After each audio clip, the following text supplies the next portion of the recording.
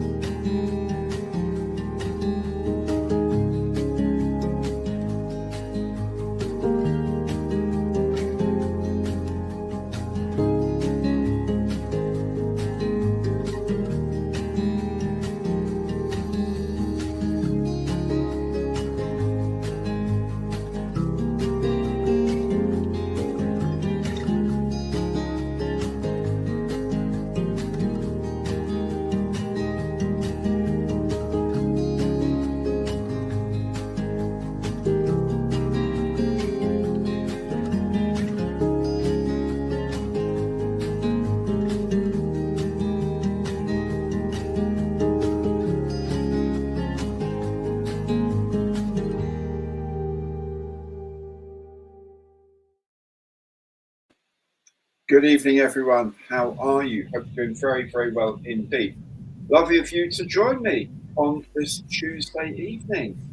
And a very, very warm welcome to, and I think a large virtual round of applause here is due for dedication to the cause. Mikey here, having had a tooth taken out today, still manages to make it to live stream. Thanks so much. How's it going, buddy? You okay? Yeah, I'm all right. No pain. So, all good. Okay, excellent. Got my nice cold alcohol-free Guinness, though, because not allowed alcohol for 24 hours. Yeah, in case it does something with the anaesthesia, no doubt. Yeah, alcohol thins the blood, doesn't it? Oh, it does all sorts of things. It does all sorts of things, my friend. Anyway, hope you're all doing very, very well. Also, the other thing I want to do before we go any further is you'll remember Squadron Leader Stilton Geronimo here, sent to me by the wonderful Sarah at Corrigan. It's Sarah's birthday tomorrow, so happy birthday, Sarah. Thank you so much. Stilton lives in here and is my mascot and will be forevermore, so thank you for this. Have a brilliant time tomorrow. Paul, take very good care of her and fuss her like anything tomorrow, is my advice.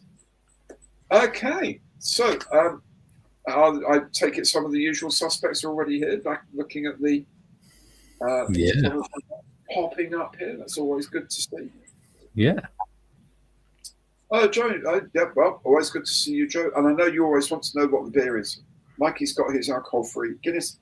I've got alcohol-free Perlenbacher, which sounds awful. It's from Lidl, but it's actually really not bad at all. Not a bad imitation of a Pilsner. Will you be in an all sensible and grown-up live stream tonight? Oh, I do hope not. I do hope not. No, we're just showing, and this is important, kids, to remember, you don't have to have alcohol to have fun. That's true. So that's what we're showing. We can still have fun, even if on the surface we look really boring and staid and party pooping. We're not party pooping in the slightest. I haven't had any alcohol in over for ages, actually. Some months. We bought some wine for the weekend because it's Easter and we've got people coming over and it's quite unusual to see wine on a bill. I mean, what have we done? Anyway. We'll skip the individual hellos to absolutely. Hello to everyone. Nigel, how you doing, my friend? Halen and indeed Hearty. I don't know which is which. Which are you, Hale or Hearty? Nigel, I suspect for a short while, maybe so, but then it you know it. But that's what you all come along for, isn't it, really? The scurrilous comments. Hi, Rob. Guinness in hand. Actually, that 0% Guinness, I think, is very good, I have to say. Never tried it. It'll be my first time tonight. Yeah. I can happily have those in a pub. And it looks the same. It tastes pretty good, I think. Hi, Matt. How are you doing?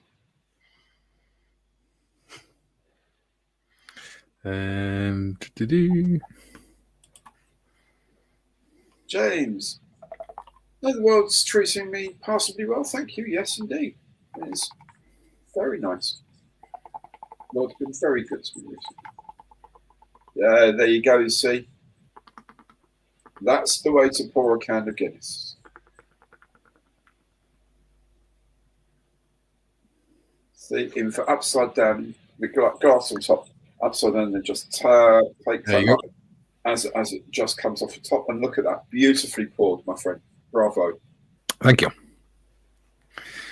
And brilliant. Yes. We heard my cough once. Her boyfriend was called Vic. Yeah. Yes. Okay. It has indeed started.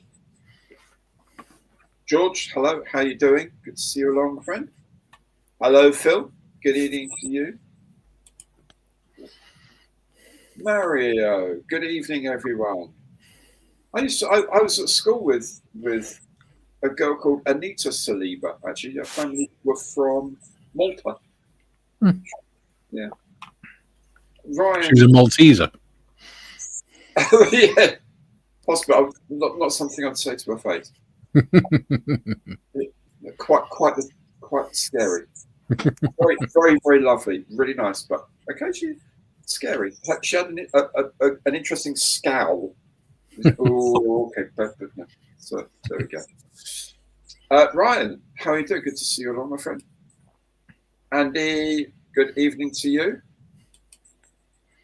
Damien, the Matchbox Hawk 200. Well, you never know. I don't know until I open it. I actually sneakily opened the next one yesterday and filmed it, so I know what it is. It's not yet a Hawk 200. You never know. You never know. Pete just ordered about £300 of tools, paints, and sundries. The wife doesn't know how it's. Yes, sometimes it is. Just sometimes it is. And maybe. What was it? Was it Gary Morris was saying about the idea of like sticking raffle ticket stubs on things? Hey, look what I got at the show! Look, I won at the show. Yeah. Yes, maybe. Jack, how are you doing? Good to see you along. Good evening, Chris. I don't want to encourage people to be dishonest with their partners either. I want to just be sensible every now and again. Yeah. I would never do that with mine because she's watching. I mean, exactly. I would never do that with mine. Exactly. Simon, good evening to you. You'll be looking forward to tomorrow's. Tomorrow or I can't remember if it's tomorrow or Thursday. I think Thursday is the build of the Mackie 202 that was revealed earlier today. So it's good that you're here. 2:45 alarm. That's not the morning. That's the night time. There is no such thing as 2:45 in the morning because morning doesn't start till like 5. I don't think. Up to then it's night time. And you've got to lay until 5 anyway. That's cool. Joe, there you go. Yes, Pell and Bacher, 0%, but very tasty. And I'm glad you like them. I love those Matchbox models. I have been told, by the way, that it's, although it's sold under the Matchbox name, it's actually a frog kit from goodness knows how old, which would explain why the canopies fit is a bit casual, let's say. But it's still, it's a lovely little thing. Really charming aeroplane. It's really funny doing a small aeroplane in 1/72nd when you're working on something like a Jaguar, the 48th Jag or something like that, with really big things, and then suddenly teeny tiny lovely little things to do. I love them. Yeah. See, I've got plenty of World War One aircraft in 172. I'm just like, oh God, yeah, that's proper tiny. Yeah.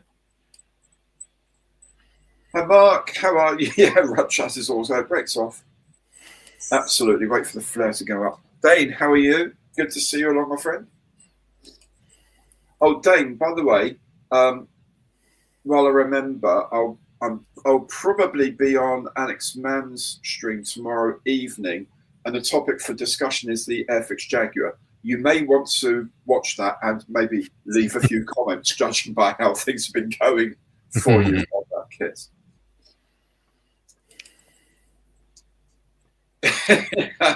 Andy, yeah. I did ask him because he said it's such a quick experience. I did ask him whether that was how dentistry works in that part of Wales. Yeah, they're used to dealing with sheep. Yes. Does that make me a tooth fairy? Absolutely not. I'm not sending him. I'm not picking up the tooth, and I'm not leaving him any presents under his pillow. And the thought of, I don't know what's worse, the thought of you in a tutu or the thought of the Rock as a tooth fairy in a tutu. No, just no. Just no. It's not happening. Let's we haven't been going all that long, dude, and already we're talking about tutus.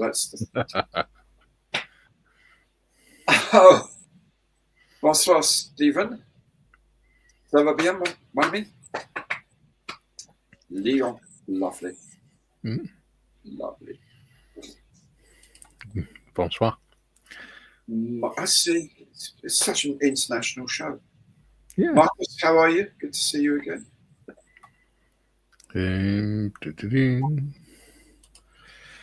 It's hard because Julian's commenting so much. It's hard to figure out which ones aren't Julian.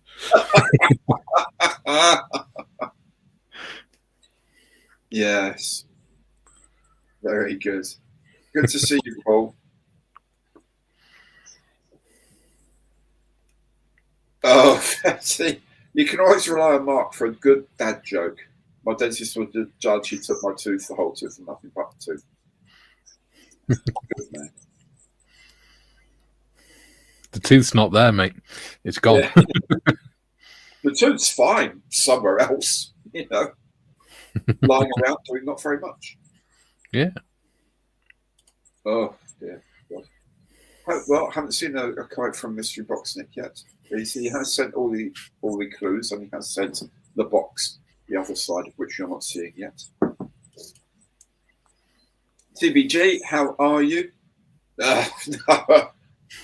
We would never have an argument. If there were a choice of wine, it would probably be, do you know what? One of each then.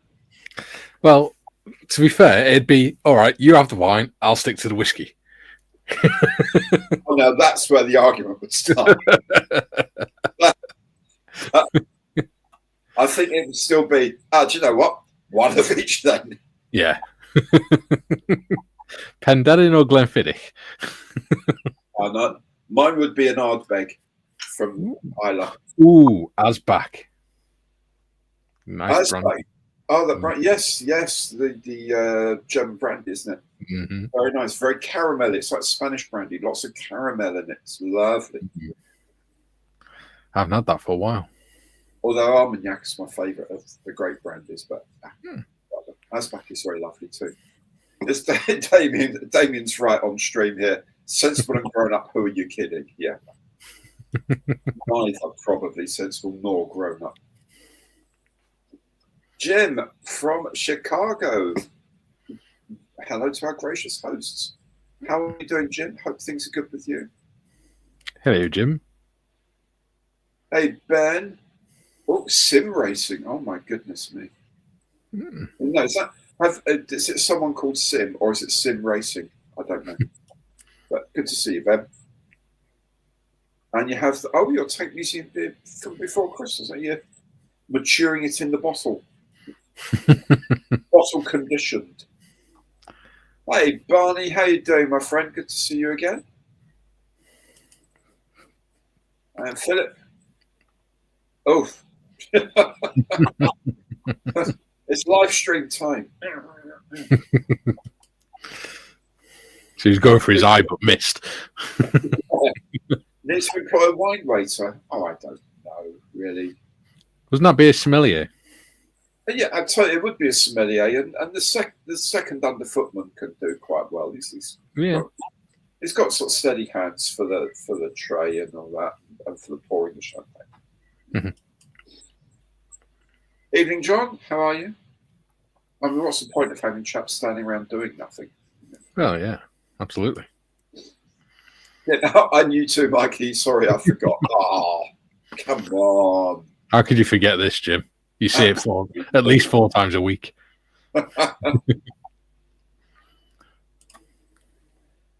Joe, how's the FX go? It hasn't gone anywhere since the beginning of the year, mate. I just really am struggling to get that finished. Really struggling. I don't know why. It's a nice kit. It's a lovely kit. They used to have one of them sat outside the college as a gate guard, our local college. Oh, nice. And then they realised how valuable it was worth. Yeah. The same with the Spitfire at the local airfield. Uh-huh. They took that away and then replaced it with a Tornado GR4, which is still there. Oh, right. Okay. Even though it's not even an RAF base anymore. Okay, that's good. Good. Nice idea, the sort of relative values of a Tornado and a Spitfire and a Gannet.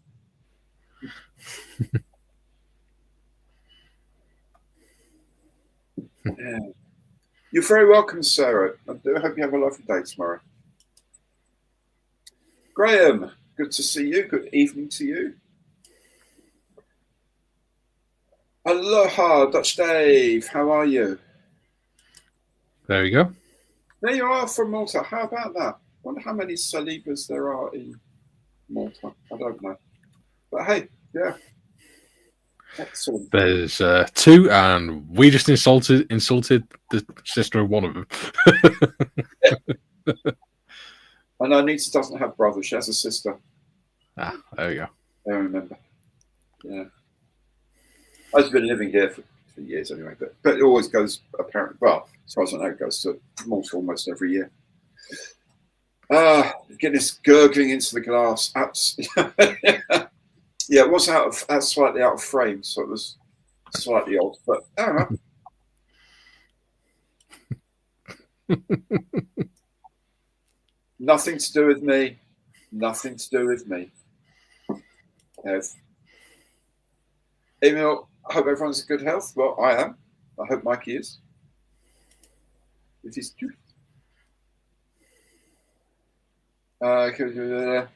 yeah, yes, yes, Damien. But I've found from the cans with the little gas thing inside, the upside down method works a lot better. It works better with the bottles as well. Yeah, I mean, if you're putting a pint, that's totally the right way up. Yeah. To be fair, that's pretty much the same with any pint. Yeah. Although, for some reason, we used to find the barmaids I used to work with when I was a teenager really struggled with it. I don't know why. Yeah. It's not that complicated. Well, you'd think. You would think. Yeah. Andy, yes, of course. It was very recent, wasn't it? Retiring. Turning off that 6 a.m. alarm forever. I bet you find you wake up at like 6:10 anyway. You'll probably do well for ages if it's that familiar. Evening all. Hi, Jacob. How are you? Oh, 7th class lifeboat and a 148 Italeri tornado you got from Nick. Very nice. Very nice. Also, Model World Live at the end of the month. That's the one at the NEC, isn't it? Yeah. I keep thinking I should be going to a lot more shows. I would love to, but they're all down south. Yeah. It's just takes a lot of time. Takes time out as well, which I don't often have. I'm making 1/72 scale tanks. Okay. Oh, Lincoln length threads. Yeah, I noticed that on a kit the other day. It's like 1/72 with full.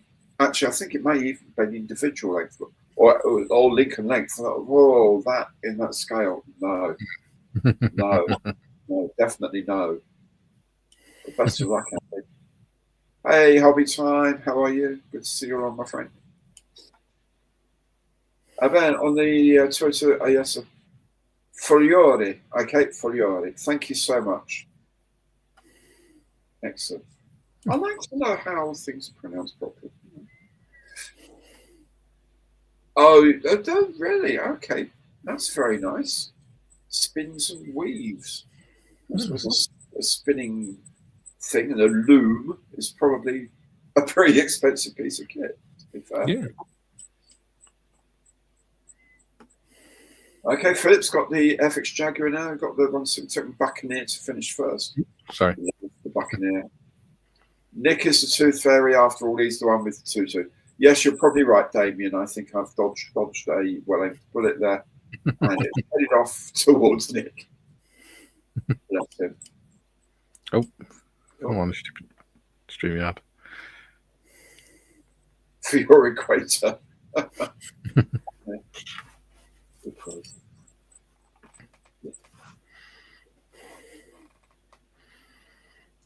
Hello, Hobby Time. You trying to say that with a French accent then? No. Medway show in Kent, 6th and 7th of September. There we go. I wonder if I might actually be back for that from holiday. That'd be cool. Okay, here's Swollen Tooth wants to put you on the bum. Yes. See, Mark wants to meet up at the viewing area at Heathrow, next to one of the runways. There's a viewing area. You can go there. and just sort of chew the fat. And I like that. And then he just starts throwing this comedy at me. It's like, I'm going to have like 6 hours of dad jokes. And am I ready for it? And I probably am, to be perfectly fair. I probably am. But there we go. It'd be good fun. It would be good fun. Oh, right. Trying to support countries burdened by tariffs, but not sure about this whiskey. It tastes like penguin pee. Oh, dear. What whiskey would that be? Not one I'm familiar with. Mike, you love a good Armagnac. Absolutely. I've never had Armagnac. Oh, class. Mike's a class dude. You know, he knows these things. He knows these things. We go back a long way. And yes, a good Armagnac. It's not far from cognac, but the way they do the barreling and the mix of blend of grapes is slightly different. Oh, so smooth, so rich, so lovely. Hope you're well, Mike. Love to all the family. Simulator racing. There you go. Simulator. So basically, you went into an arcade and sat on the simulator games. Well, maybe, but some of these things lots of people doing it at the same time. Some of these things are pretty wild. I mean, they move around and go off the track, and like flight sims. They're really amazing. Some of them. They are really cool, aren't they? To be fair. Yeah. I used to like the tank one where you have the VR set that you hold on like a periscope. Oh, right. That's so cool. You just got to really trust people around you.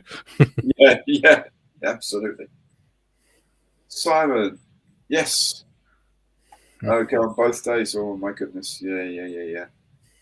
That's the thing, because it's a thing. If you go to a show for one day, you get to the end of the day and think, oh, didn't buy that thing. Never mind, next year. Then of course, if you go back the next day, it's like straight to that stand. They still got them. Terrible, dangerous things. Hey Chris, how you doing, my friend? Good to see you. I was watching a video back that I put up after Telford, the one where me and Gary got the silly voices. Oh right, yes. And the first thing that we do is start pretending to be David Attenborough, talking about you talking at the end of the gantry. Oh right, yeah. Probably chatting. either Luke or Dale, probably. I think it was Luca. Yeah. Julian, Gary and Mike, he's only 16 minutes late. There you go. That's because she's been too busy nattering. Yeah, absolutely. Yeah, don't mind us. Don't mind us. Hey, Nugget, how you doing? Yes, we'll have a relaxing evening.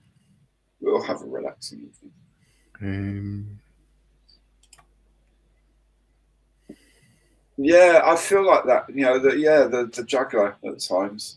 And what's weird is I've got the camera up here and pointing at a little bit of a build area, and I'll build something and get it done, get it set. Okay, well, while that's drying, then I'll move on to maybe putting the bombs together for the Jaguar. And when that's finished, I'll do which is fine. I can keep track of all that because all the boxes. But it's when I then take that upstairs, that chip, I've got to download all of the individual bits of footage into the right folders so they don't get confused when it actually comes to the editing. That's the fun bit. Yeah. Speaking of boxes, from next month's releases onwards, Revell are top opening boxes, top folding boxes from next month. Yeah. Speaking to Luke earlier today, and he confirms that. So that's at last. They're going to be like the Hele ones. So it's an all-in-one piece box. It's not like on ICM where you've got a lid and then a separate box inside. Yeah, it's going to be one that sort of unfolds itself. Yeah, this is a complete single-piece folding thing, but it does fold over the top, and like the three sides are part of the lid. So then encloses. And he said the cardboards are very slightly thicker gauge as well. And I think it may be twin layer instead of single layer. Mm-hmm. So, should be a lot stronger. So they finally learned then? They finally put it into action, which is brilliant. That'll do a lot for them. Yeah. Hi, Joe. Tuesday evening golf. Okay. And where's Tuesday? Well, don't forget he's down. He's in America, isn't he? I was going to say it's a bit He's in dark. Missouri. Oh, Missouri. Oh, right. Oh, well, there you go. That's fine. Yeah. Makes a lot of sense. Yeah. You're down. So, oh, you mean England? Yes, of course. Yeah. Yes, he's down in heathen country. Yeah. There. Yes. There you go. So, oh, that's not good. Damien, hope things are going to go okay for you there, mate. But yeah, even if you don't have to get up, I wake up I don't know, about 7:30 or so at the moment. There's absolutely no need for me to get up and then just do and get on with my day. Yeah. Hey, Nick is here. Woohoo! I bet he's brought his tutu. Yeah.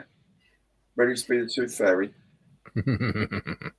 Not saying anything about your guesses about the mystery box either, I notice. No, he hasn't, has he? I'm probably wrong, like. Yeah, a lot more sensible than me, mate. I promise you.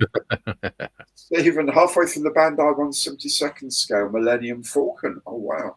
I was looking at some Bandai stuff as well today, maybe to do at some point in the future, sort of Star Warsy things, whatever. Chris, don't forget thumbs up, Imperial thumbs up on the like button because the YouTube algorithm loves it. It makes me think I've got friends. Marcus, at the De Havilland Museum. Okay, cool. One of the guys in my my local club volunteers at the museum as well, so that's probably an even better reason to go up and see that. I should actually. It's really Hatfield's not that far away from here, so I really should go up there. I've never even been to the museum. It's crazy. Should do that. Special hobby 1/32 Tempest 5. Oh, that's nice. Ooh. But it sounds like you're not having much fun with it, which is a bit of a pity. 1/32 Tempest. I was watching the other day, DBMK they put up a video today of their 1/32 Sea Fury prototype with a real Sea Fury behind it. And, it looks nice. It looks so nice. 1/32 Sea Fury. Oh, goodness. Big old kit. Big old kit. Lovely old plane. Oh, my God. I know everyone says about this lovely here in Merlin engines. A Bristol Centaurus at full pelt. Got these exhausts, and there's a lovely whistling tone to the exhaust as it sort of blasts past you. It's a gorgeous sound. Love a Sea Fury. James, New Hampshire, good evening to you. Very good evening. There you go. Oh, wow. Oh, my goodness me. Wow. My goodness. I would love a proper flight simulator. That'd be so cool. Well, they're only about 10 million quid, mate. You do need a rather large place. Yeah, I don't mean a British Airways training simulator. I'm saying, they had four jumbo jets and they don't fly them anymore, so I don't know what they're doing with the flight sims. Well, yeah. Actually, I do. Someone's bought one and you can buy time on it. But I saw one on somewhere the other day, maybe on Facebook or something like that. Someone done a 777 Boeing 777 simulator at home. Yeah, and you can see the visual system isn't like a proper wraparound flight sim, but there's screens. But even the interior was really incredible. The level of detail. Have you seen some of the the fighter jet ones? Yeah, they're really cool. Absolutely. There you go. No dad jokes. Yeah, whatever. Playing conversation. Oh, bread pudding. Oh. God, my mum used to make, years ago, my mother used to make bread pudding of a Sunday. Oh my God, it was good. I really like a good bread pudding. I'm just checking to see if there's anything really important because it is now past. Ooh. And there isn't. So, Oh, are we ready? are we ready for this? Right, so here we go. Nik's Mystery Conundrum Kit for tonight. First clue is first tested in 1935. There we go. First tested in 1935. So it's actually, I'm not going to say about anything anymore. I'm actually going to measure it for once. There we go. This is so professional. 20 centimeters in length. It's 15 centimeters tall and just over 10 centimeters deep. The box.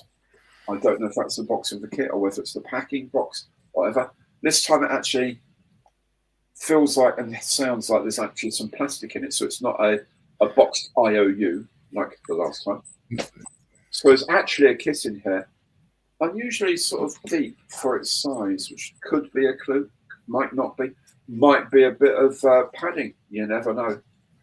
He can be a devious little chap at times, Nick, and he is 6 points behind in the reckoning. So let's see. First tested in 1935. Remember, what you got to do is preferably put the word guess first, so we know you're guessing at it, and then what the kit is, what scale it is, and what manufacturer made it. That's what we need from you. So off you go. This is an interesting comment.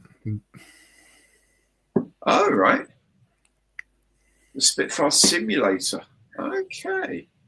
Me and Gary Morris have been invited up to the Spitfire Centre up in Blackpool. All where right. they have a 1-to-1 scale Spitfire simulator. Oh, excellent. Oh, you've got to give it a go. May try and wangle it because the guy that's arranged it is actually a volunteer there as well. Okay, cool.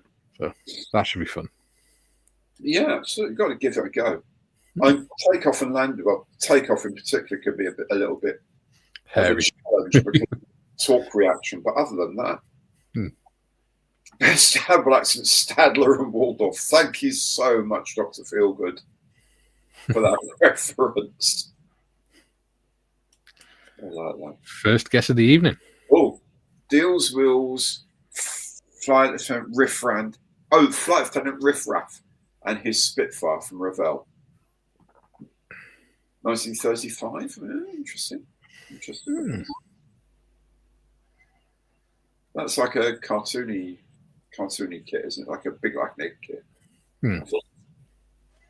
Kev comes in the Bronco, leichter Panzerspähwagen, Sonderkraftfahrzeug 221, Chinese Army version. So I should have said that in Mandarin, possibly. In 1/4 scale. I'll stick with the German. I can do the German.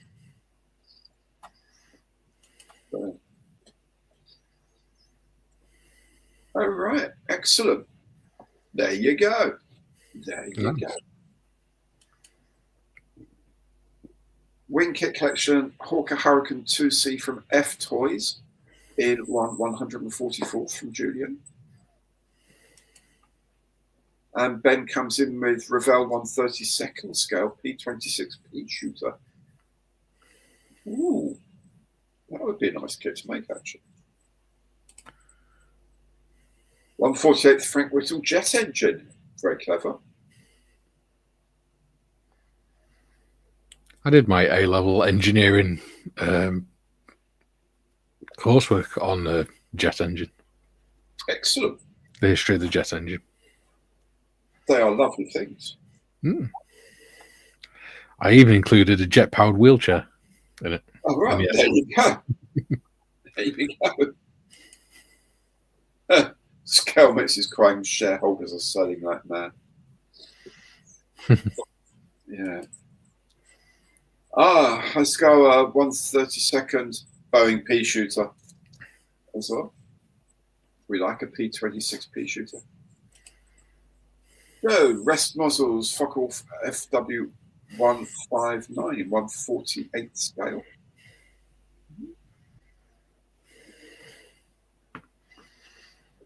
You think? No more guesses yet. Google has now sort of crashed on searches for first flights in 1935. Well, the thing is, you can always tell when they've finished putting a clue in and searching because they all come in at the same time with answers. You get the odd one at the beginning, and then they all flood in. Yeah.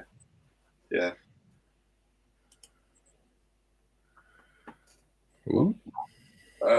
Kelly, Messerschmitt BF 109, 166 from Revell. Who knows? Yeah. Could you imagine if Kaylee won it? That'd be brilliant. Yeah. Spitfire 1A and Hurricane Mark 1 from Revell, 144. Okay.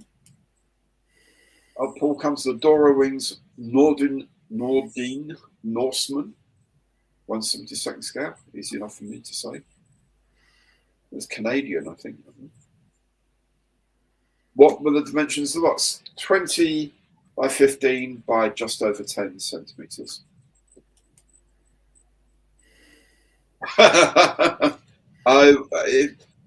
Later, Frank. Later. Someone's got to guess it. Someone's keen. Yeah. Mark comes with the V1 Flying Bomb by Revell in 1/72nd scale.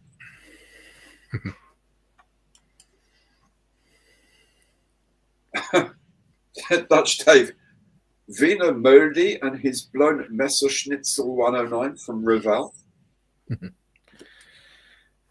I was thinking about this before. Oh. This year is actually 20 years since 20 years since I passed my. No, next year will be 20 years since I passed my A levels. Wow, A levels. Mm. Wow. Often the same guesses. We are so original. Well, all got to. It's how you phrase the search as well sometimes. Oh, Joe, I put 245 on. My good God, Joe, lovely to see you as usual. Hope you sleep well. Have a good day tomorrow, mate. Can you imagine if it was the Airfix UFO?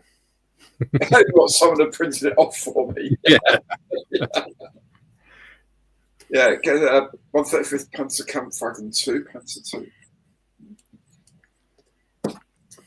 AMG 1/72nd scale Messerschmitt BF 109A from Travis. Care of the core models through MG 401 Freya Eldersea ground control radar station. Oh, I see. FUMUGs, the German radar system, Second World War radar system. Okay. What this is absolutely we don't know, but yeah, that's the whole point, Damien. Sometimes they're not aeroplanes. It could be a 1/3 scale Lee Enfield or anything. Yeah, absolutely. Version of a Lee Enfield. First tested in 1935. Doesn't say first flown. Oh, I'm getting a new chair tomorrow. I can't wait. This thing's really uncomfortable. I keep falling asleep in mine. Oh, I'd love to. FX Grey model tractor, hobby time. That would be lovely because that would be worth a lot of money if it were. Doug FX 148 Bristol Blender Mark 1. Weighs a smaller box. Barney Messerschmitt BF 109. That's FX 172nd. First flew on May 29th, 1935. Ooh. And a Matchbox Nordine Norseman from the Simple Skeptic. It won't be a Matchbox kit. I can say that because Nick doesn't want to cross over with Simon's Matchbox Challenge, so it won't be a Matchbox kit. I can tell you that. They have words amongst themselves. Andy, quite proud of your FX UFO. Yes, I've seen it on Facebook, mate. It's really good. Looks good. I want to have a go at doing one of it. It'll look fun. Yeah. Bristol Blender Mark 1 from Peter's Plains in 144th scale. Oh, I hope not. Ben, FX 172nd RF emergency set. John Farron, a VW Beetle. It would fit. Yeah. maybe. Yeah, Airfix 176. Yes, indeed. RF emergency set. Paul 172nd Airfix DC3 Dakota. It'd be a bit bigger than 20 cent. Would be VW Beetle in 1/48 scale from Mark. I'm guessing the Beetle was first tested in 1935 by the looks of things. Probably. When was the jet engine fully first tested? That I don't know. I think it probably would have been because it was only very soon before the war that they were forced to switch over to do the Kubelwagens and stuff, and they used the VW Beetle engines, didn't they? Yeah. Yep. Is anyone close? Do we know? No? I don't know. Only Nick knows. Lindbergh, 1935, Auburn Boattail Speeder in 1/25th scale. Oh, that would be quite cool. That would be cool. Wing Kit Collection Cow 27 Nate versus the TBD1 Devastator from F Toys in 1/144. Wouldn't surprise if it really is the epic UFO. Yes, he is. He absolutely is.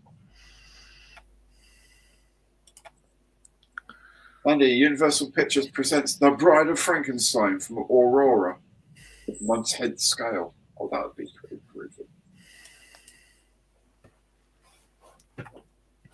Hobby Time says it looks more like a model car kit box.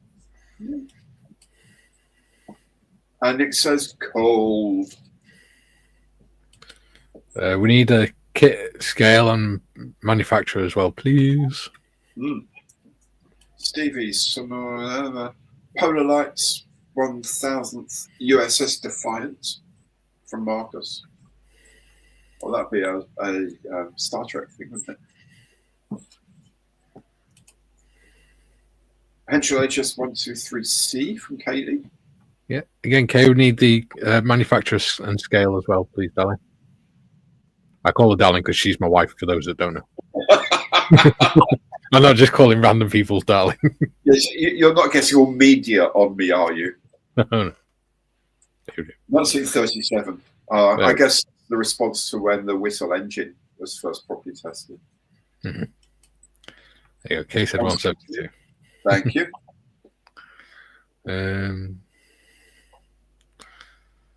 I won't put. Don't read it out, but yeah, can't say that word in the middle. A razor. A razor by a German chap. No. Mr. H's razor. Yeah. Julian, first person driving test was called Mr. Bean. There we go, 1935.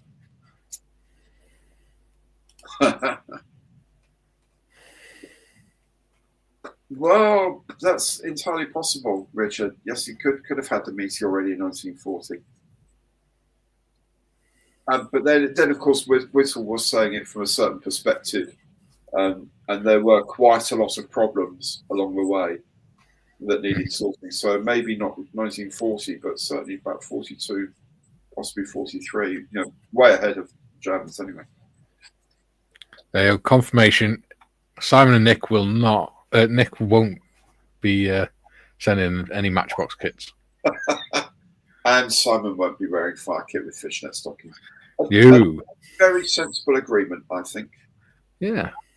Sensible agreement for a happier Britain. Amtech 148th Henschel 123A.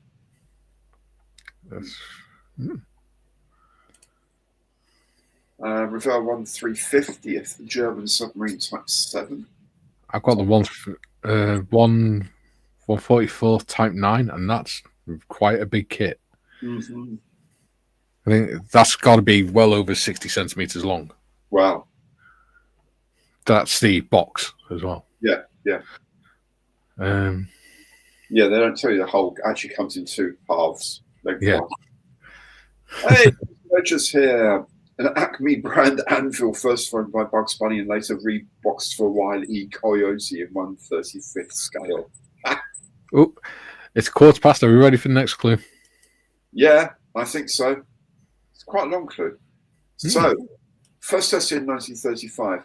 The second clue, clue number 1, designed initially to use the Rolls-Royce Kestrel for £20,514 and half a crown. Go figure. So, tested in 1935, designed initially to use the Rolls-Royce Kestrel for £20,514 and half a crown. Go figure. And for those of you who are too young to know, it's £20,514, 2 shillings and 6pence. That means. Still means money. Crazy Loach has gifted 10 memberships. Dude, thank you so very, very much. That's very generous of you. So that's 10 of you will be getting the supporter special on a Saturday. And that's just, I think actually last week was about 40 minutes. It's normally about half an hour to 45 minutes of just sort of background stuff about the ideas I'm looking at, things to do, things planned. Ideas around running the channel and news from the channel and things like that. Just a bit more of a sort of a closer look at what goes on here. And also I'll ask for your opinions a lot more than I would just to the wide world. So that's 10 of you. Look out for that every Saturday, including this Saturday, even though it's a holiday. That's how dedicated I am to you. I'll be filming it about 11 o'clock at night because I've got so much to do, but that's not your problem. Andy Hibbs Custom says, A9 Cruiser Tank Mark 1 by Minicast, 1/76th, I beg your pardon, scale. Again, Kay, manufacturer scale and kit. Unless he's just trying to boost up the figures. Yeah. Well, altogether, Revell 1/72 and the gas just come in 3 parts. Right? Yeah. David, Granite Krypton airfield radar scanner from aircraft in miniature in 1/48 scale.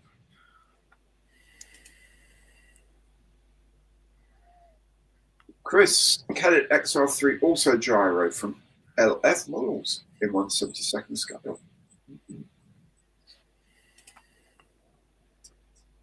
Oh, and Cadet YO60 LF models as well.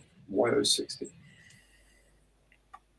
The Suka model Panzerkampf Dragon 2 version L Lux, early version, in 1/35. Aston Martin Ulster from AMT in 1/32 scale. Oh, that was a grand car. Baja Humbug 1/25 from Revell from Dutch Dave. Chris, Kellett's YG1A or B, US also gyro from AZ model in 1/48 scale. What happens if no one guesses it? Does the string go on? No, if no one guesses it, we get to a point where we open it anyway. And then Nick sends the kits to Models for Heroes instead. So we will find out what it is before the end of the night, no matter what, even if no one guesses it.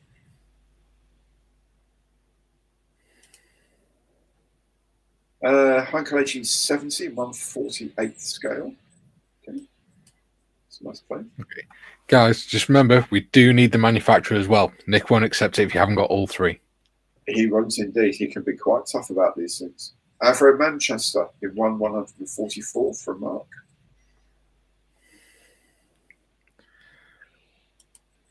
Read it again, Julian. Designed for a Kestrel, so not a car then. Yeah, it doesn't say for a Kestrel, does it? Yeah. And actually, there was a car that had a Rolls-Royce Kestrel engine.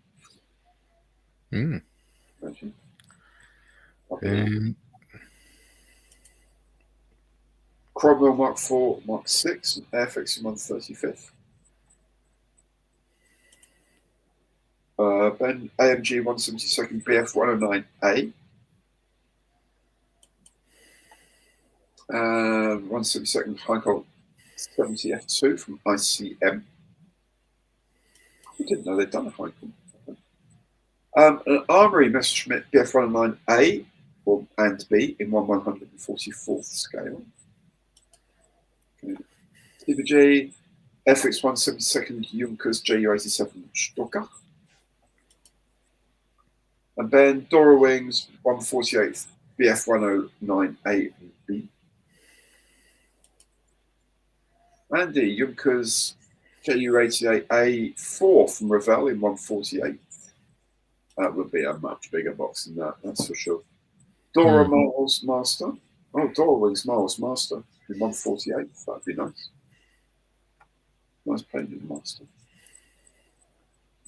BF 109 V1 148th Replicant from David.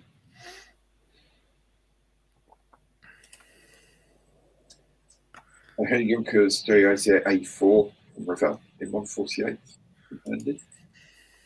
148th Pine Kalechi 70 from Edward. BF 109 172nd Scout from Airfix from Charlie.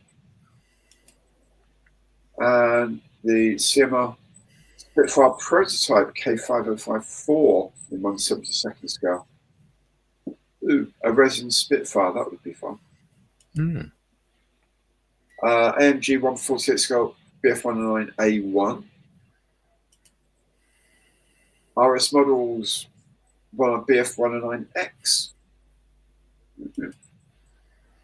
And NPM BF 109 V1 in 172nd from Martin. And 177, I'm sensing a theme here. BF 109 V1 from NPM in 172nd scale. Hawker Fury, Airfix, 172nd. And Hawker Nimrod from Ravel in 172nd scale. Yes, absolutely. Never mind, Julian. Oh. Can't help if you're from heathen country. They don't know how to speak English. MPF 172nd message from BF 109 V1. Gotta be careful. It could be essentially racism before too long, you know. So we're from the same country. Yeah. Silverline Jubilee Express train HO00 scale by Airfix. And AZ Models Hawker Hind, Mark 1 in 172nd. Cashel was assessed for the Harrier, so it must be a ship built in the 30s. Great logic, Mark. I think he may be throwing people off. Dora Wings 148th Miles Master. That's lovely. And you got Silverline Jubilee Express train and HLO Ethics. ICM Heinkel 70G1 in 172nd scale. Replicast 148 Messerschmitt BF 109 V1. How about the Hawker Hind? How about it indeed, Adrian? What scale and from whom? Richard, 172nd Hawker Audax from KP. Never heard of an Audax. Yes. Based on its Army Cooperation plane, I think it's based on the Hart two-seater. Or Hind. Hart, Hind. Can't remember which is which now. Maybe a Hind. It's a two-seat one. The Osprey was derived for it for the Navy, but the Army Corporation one was the Audax. Messerschmitt BF 109, MU 109. Oh, and a Booker Jungmeister. Okay. A model Hawker Fury. 172nd. Okay. Nothing. Oh, running back row. Oh, my goodness. Oh, my goodness. You take very good care out there, Locho. Michael 112B in 144 by Sputnik 3D Labs. Yeah, replicants were the bad guys in Red Dwarf. Yeah. Replicast, yeah. Replicast.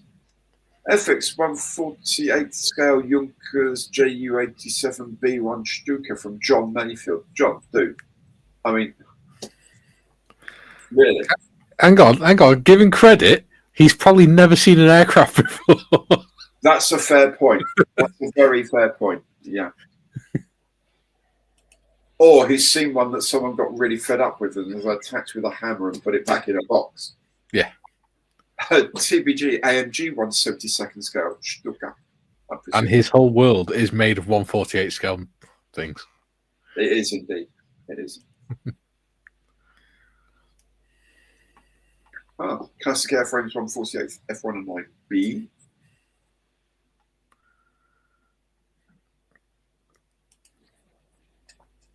Mark, Revell Mini 144 scale Junkers. It's a B Stuka.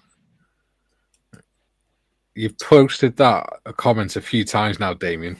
Can you please make a guess, not just write the same thing over and over again? It's not going to get you anywhere. The Spirits of Ecstasy, that winged figure was called. Andy Hibbs, Hawker Hart 1 from AMG in 1/72 scale.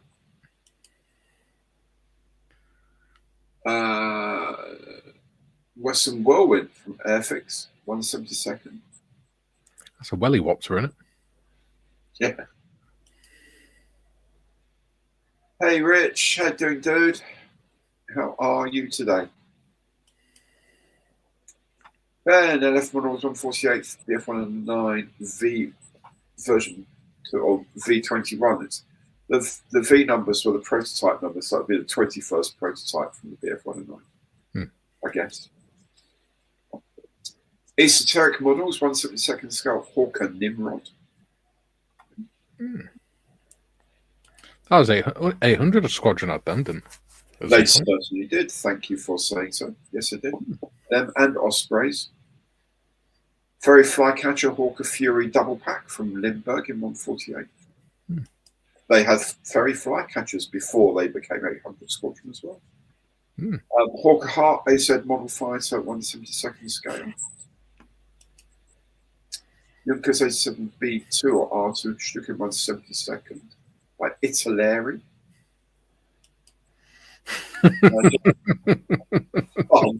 1/48 Junkers Ju 87B1 Stuka. Yeah. Okay. Someone's taking a pee. Revell 1, I presume 1/72 Junkers 87 from Paul. No, never heard of her. Yeah. Especially the Condor Legion Ju87A 1/72 from Special Hobby from Robert there. Nigel Replicast, you got it up. Malcolm Campbell's 1935 Bluebird in 1/43 scale. Ooh. They managed to fish that out of the lake a few years ago, didn't they? Oh, yeah. I think that Bluebird might be the car. He had a couple of cars that were land speed record holders. Yeah. Because he tried to. Was it Windermere? Was it? They did it in Coniston Waters. That's it. Yeah. They fished it out a few years ago, didn't they? Yeah, jet powered boat. It just hit a little bit of a wave and flipped it up.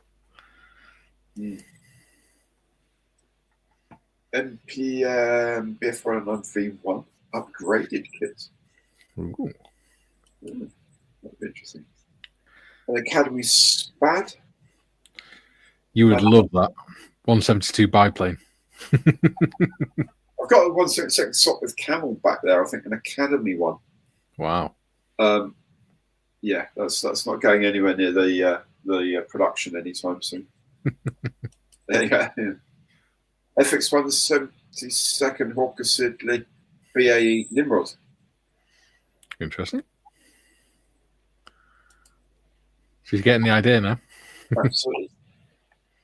Stimulants. Sorry, had to. Yeah. Okay, but it's all right. It's okay. Eagles Talon 1/48 scale ME 109 V1, the prototype. First prototype. We'll just get to Mayfield after this one, and then we'll go on to the next clip. Yeah, Metro BF109 V1 upgraded kit. 72nd. And Do you want to hold the package up, Gary? There you go. There is 20 centimeters long, about 15 high, and about 10 centimeters deep. There you go. Right, on to the next clue. Okie dokies. Next clue is I can and do go vertical. Mm. Yeah. Interesting. Pyro Hawker Fury 148. CMR Junkers 87A1.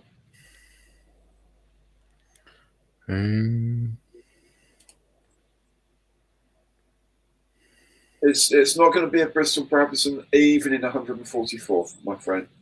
Or I'm really sorry. Ferry Fox Mark III from Omega in 1/72 scale. 1/72 Azure from Reynard R31. 1/72 Goshawk from Monogram. High-tech 1/72 Junkers 87H Stuttgart. Guess Handley Page Hayford in 1/48 scale. Oh, that would be a big old kit. Hayford with a lump. You're brilliant. NPM 1/72 Fairy Battle. Andy. Do you reckon you're going to be single-handedly responsible for an outbreak of arthritis in the scale modelling community? Probably. Yeah, RSI. Yeah. He said Focus C10 in Dutch service. Jacob 1/72 scale. MAV 1/72 Junkers JU 87A from Ben. Hey Michael, how you doing? Doesn't matter that you're late, just glad you're here, my friend. 1/72 Junkers JU 87A from Special Hobby. Mayfield comes slightly more sensibly, 1/72 scale. V1.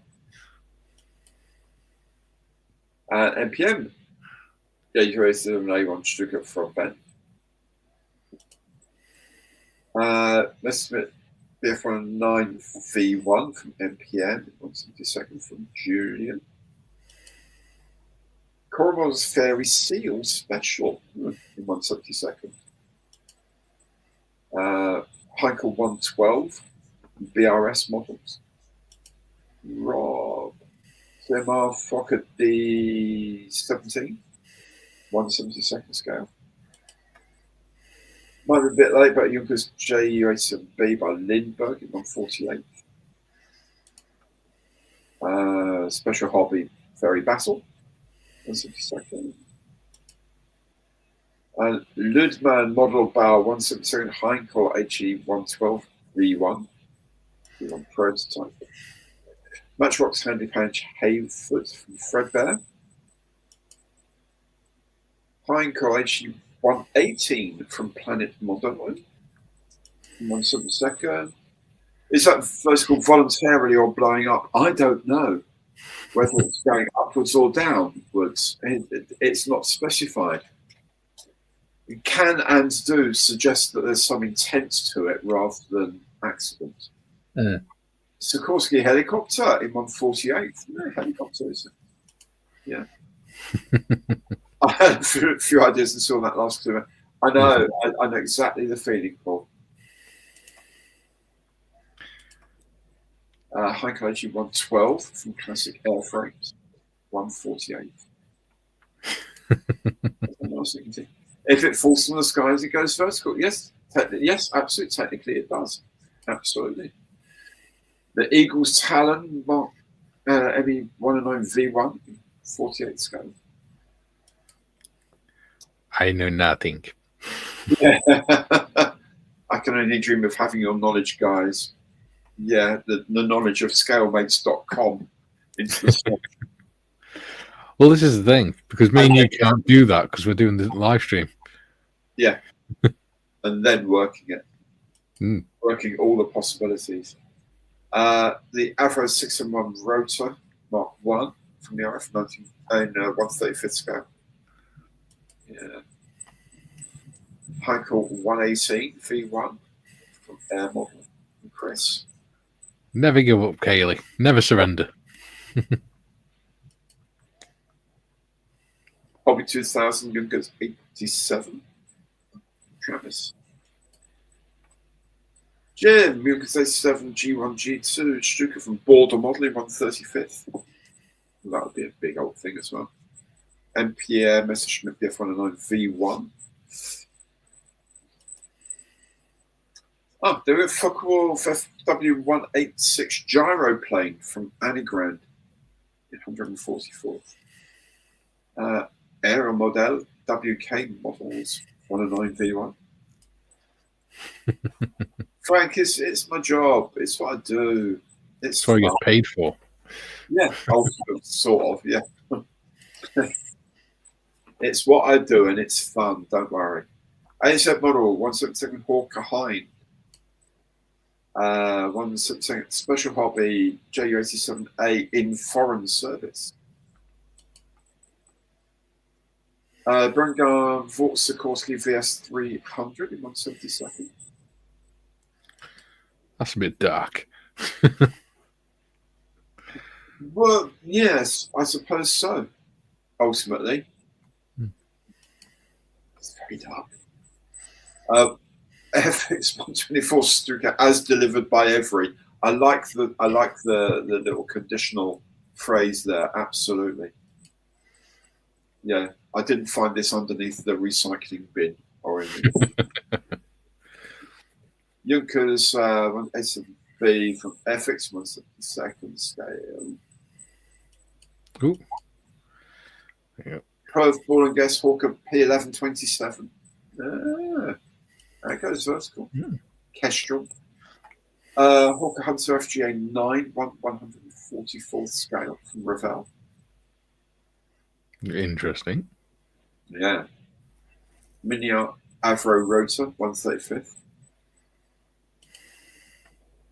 Long shot vertical on the CP sites. Cora model Hawker Estonian Heart Soviet Surface Wheel and Ski version. Yeah. Frog J87 wants an oldie but Goldie. Is it really? Jolly good. It's good to know. Luke Graf 132nd Hawker Nimrod Mark 1. I would love one of those. They're thinking of redoing them, but as 3D prints this year. Nice. That would be really something special, that kit. Well, Albatross that I did, that's 1/32nd. That would probably actually fit in that box. That size, the wingspan. Oh, yeah. AMG 148th Hawker Heart. Yeah, drink a 1/32nd plastic model scale kit. Trumpeter, 1/32nd. AZ model 1/32nd Hawker Heart. NPM J87A1, 1/72nd scale. AZ models Hawker Hurricane Early, 1/72nd. The Flettner F282B0 helicopter from RS Model. PH model Hawker Heart, 1/72nd scale. Junkers JU87D3 Argentum Behalter by Air Model, 1/72nd. So glad you read these out and not me. I was fooled by the AE instead of an A with an umlaut over it. Western Models Bluebird record vehicle, 1935. That's that Malcolm Campbell thing. Have you ever during a micro races kit? I've never seen one, to be honest. I may have a look at them now whilst I'm doing this. Yeah. Simple skeptic. I can only wonder how good the Roberts or Luftwaffe would have been without the help of the Kestrel engine in some of the development aircraft. Yes, who knows? Who knows? Rob is asking if anyone is close, Nick. Ooh, they look nice. I mean, I couldn't really afford one, but they do. You look very nice.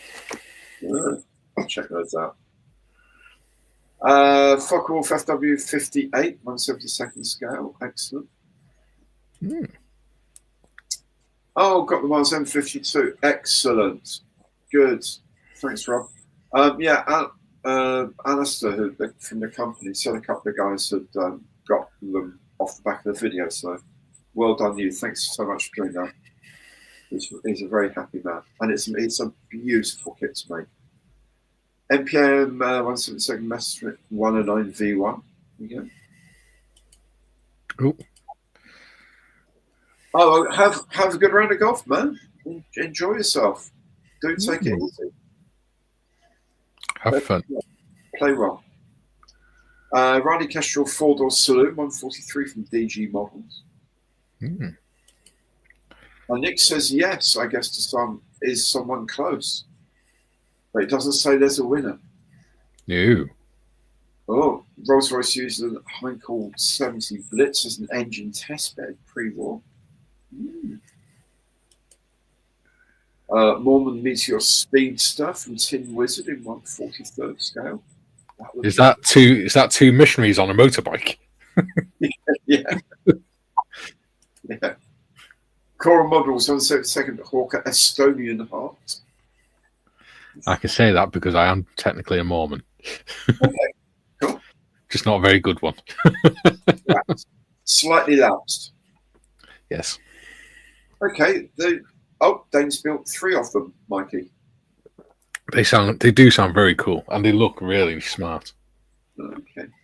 If I had one, I would build one. Good luck with that one, Gary. Arado AR81 V3 Sturz Kampfflugzeug from Planet Modellen 1/72 scale. Brilliant. Well done. You just have to break it down into recognisable bits. Yeah. Ben, PH model 1/72 Hawker Heart. I was going to do a really awful joke about it. Then that way. TBG's done a Marley. Ooh, oh no! Oh no, dude! Well, at least there's stencils. At least not the wing. I've got a Lysander to do. Yes, indeed. I've got mine up there to do as well. Hawker Demon from Silver Wings 1/32 scale.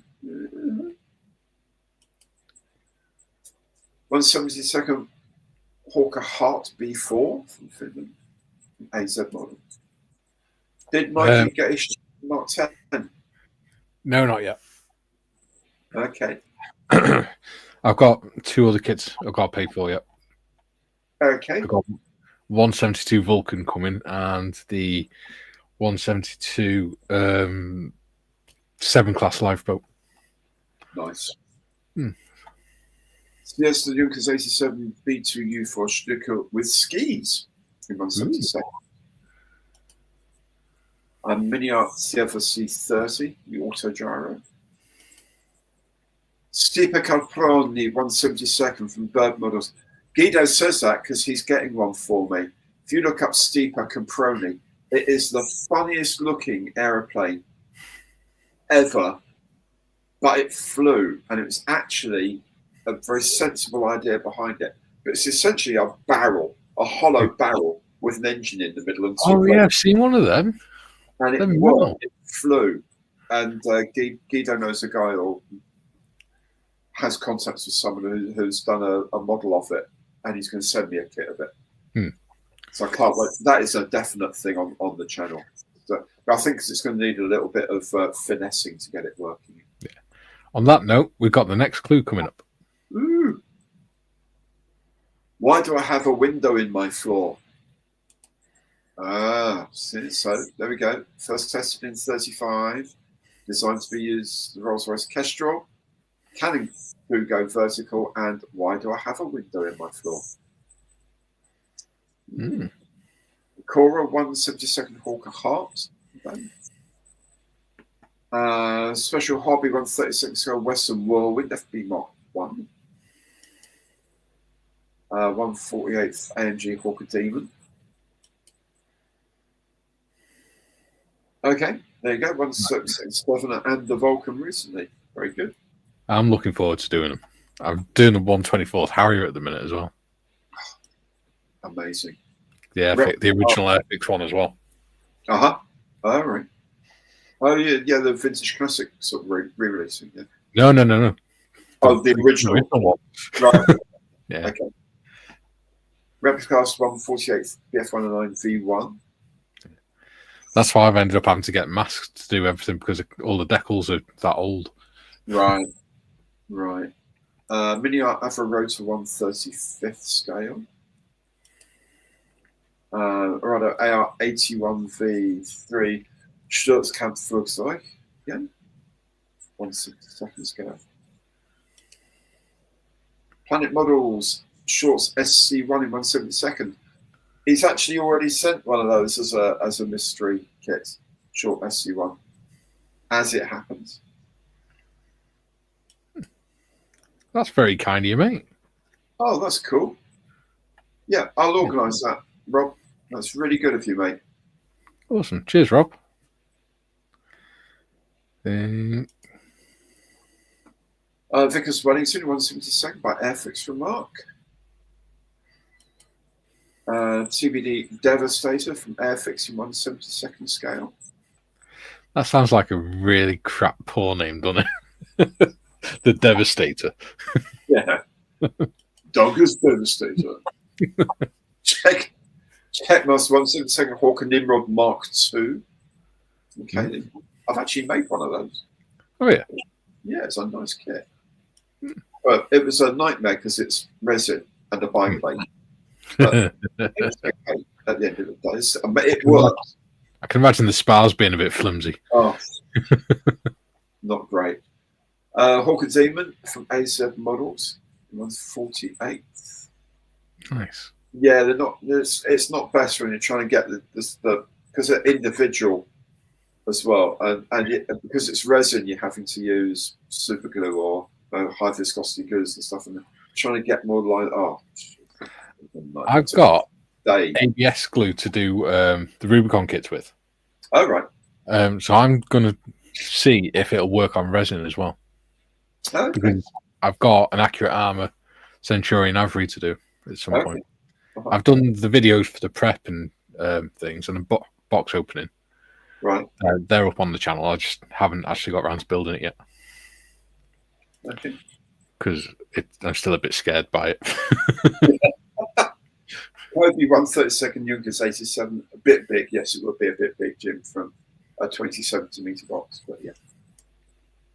Special Hobby 172nd Junkers 87A in foreign service. Junkers 87 G2 from Victrix. Wouldn't they all technically be in foreign service to us? Yes, yeah, ultimately, yes, that's what it would be. CMR 172nd Junkers 87A1. And Special Hobby Brewster Buffalo 132nd. Introducing Douglas Devastator. Yeah, you're right, TBG. Yeah, very distressing. 1/100th scale from Phil. Quite sure what. That'd be to the JU87 G2 Victrix. Oh, right, the Victrix one. Okay, yeah. Avis then 172nd Junkers 87B. Oh, wow. Oh, how nice.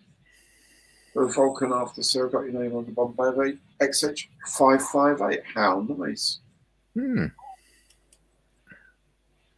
Window in the floor specifically to confuse a bunch of folk in about 100 years' time. Yeah. Yeah. What's that window in the floor for? Well, you won't believe this. It's on 172nd. D. 172nd FX Hawker Siddeley Harrier jet. Very nice too. Flugzeug 172 Junkers 87A from Ben. Edward 87B in 144th scale. And Mayvy 172nd Junkers JU 87B. And winner alert! so stop your guesses, ladies and gentlemen. My goodness. Wow. Suppose it means I've got to get the old scalpel of destiny and open the box. Mm. Do you like how I just came up with that just now? I know, yeah. I haven't thought of that. I haven't been working on that. You're getting good at this, aren't you? It's all. Do you know what? I should consider doing this for a living. I really should. Yeah, it's almost professional. Almost. What is it? You got to open it on camera. Don't Unless you're trying to quit your own ball. I am going to open it on camera, but considering this is the scalpel of destiny, I thought I'd be a little bit careful with it. But no, that's fine. I'll risk it. I'll risk my insurance company giving me a hard time about taking unnecessary risks. So, all right, we don't have a health and safety department. No. No. We have a suck it up and stick a plaster on it department. Suck it up, princess. Yeah. All right. We have a green eBay box. Woohoo! He's not going to do it again, is he? He's not. He's not doing this again. It's a blow up doll or something, isn't it? It's a box of bubble wrap.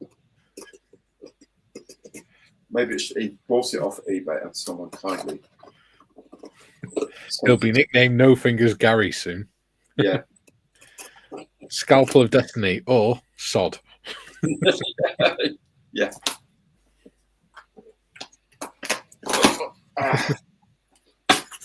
There is something in here. Ooh. Another box. And it is the high-tech Junkers JU-87-8 Stuka. Wow. Nice. Oh my goodness, that is an old-looking kit. That is cool. High-tech models for JU-87A. Wow. Yeah. This is made in... I see what he's doing now. He's trying to mislead you. Trying to win, isn't he? Yeah.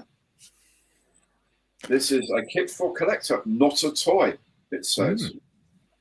He warned. Guido says he might send a 3D print file on a memory stick. Oh. It's a resin one. There we go. It's resin and wings. Oh, it's resin and white metal details and blown canopy and photo etch. All my dreams come true in one box. A resin kit with white metal, photo etch, and a blown canopy. My God, actually, that's going to be fun to build. Thank you so much, Nick. Why has it got bits of copper wire? Ooh. And it does have a decal sheet that actually doesn't look bad. There's no yellowing on it. So you can do it as Spanish Civil War as well as Luftwaffe. How about that? That's actually a lot of fun. Oh, it's in French. Oh, it's in English as well. That's good. The kits you have been waiting for. Says so. Says right here. Accurate models which have been neglected by kit manufacturers. Okay, the instruction sheet is good. You know, it's something that obviously it'd be nice to scan for scalemates because it's so lengthy that people can lose the one page. Yes, that's good. So, but it kind of makes no sense whatsoever, a lot of it. But anyway, I'll have a look and have a crack at it. And I'm sure we'll make something of it. It looks grand. Well done. Well, Nick, thank you so much. And the winner was Ben. Excellent. So there we go. Yeah, Dagger's devastator's career by the scalpel of destiny. Excellent. Well done. Well done. Well, thank you so much, Nick. That is a thing of beauty, actually. You see, I was also saying that I need to try different things with modelling. You know, hence having got some Gundam and some Space Marines and things like that. And this is very much like the old school of, okay, well, you can make a Stuka from one of these guys and it'll be okay as a toy. If you want to make a really accurate Stuka, then this is what you have to do. You have to go to malt cast resin and white metal and photo etch and all the other things that go along with it for a JU87A, one of the prototypes. Excellent. Wow. Oh, Guido should start sending proper size kits. Well, he has, but you know, two a month. I think what he's trying to do as well is not take up your entire office. Yeah, yeah.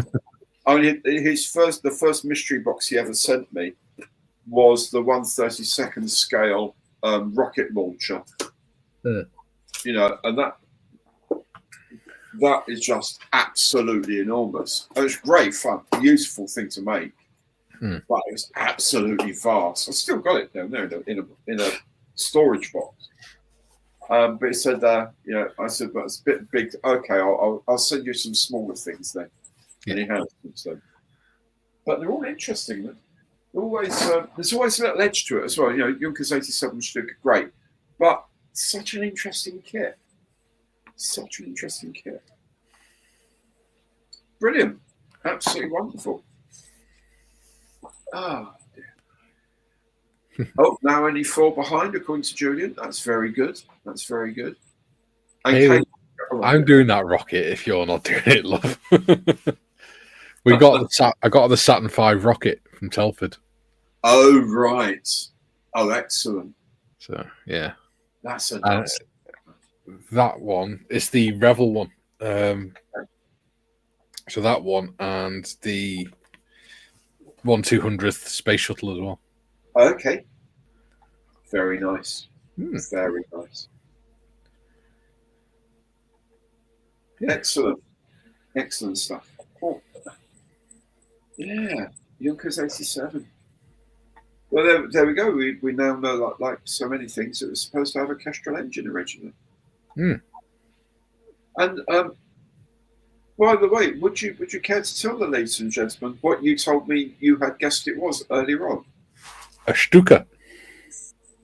See, he knows his stuff. He knows his stuff.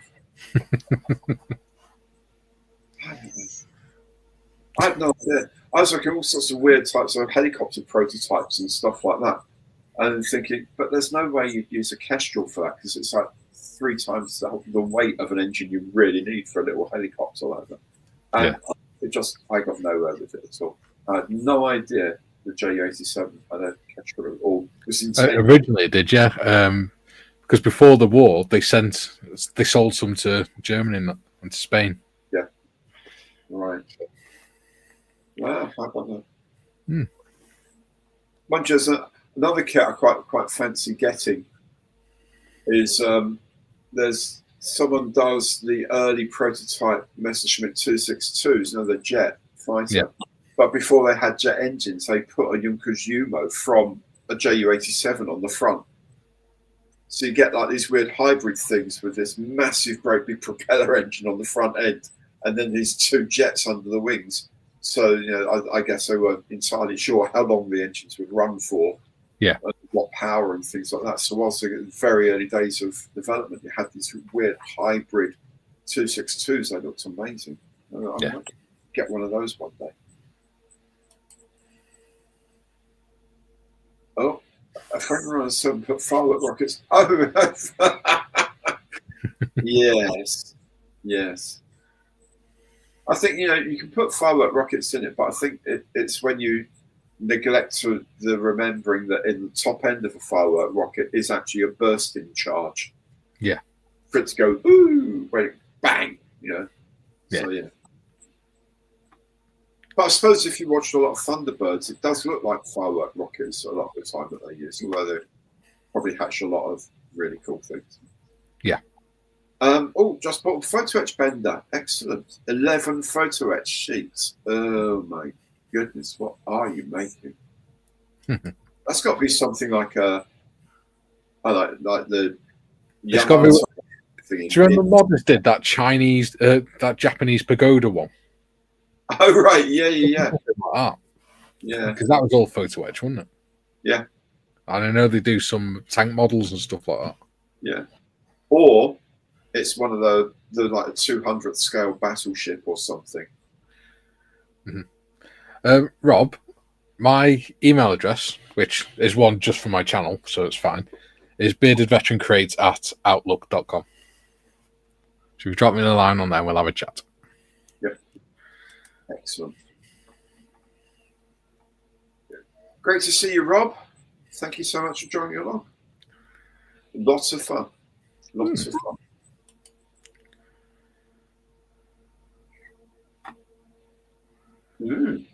ME262 V1 prototype cockpit. Oh my goodness.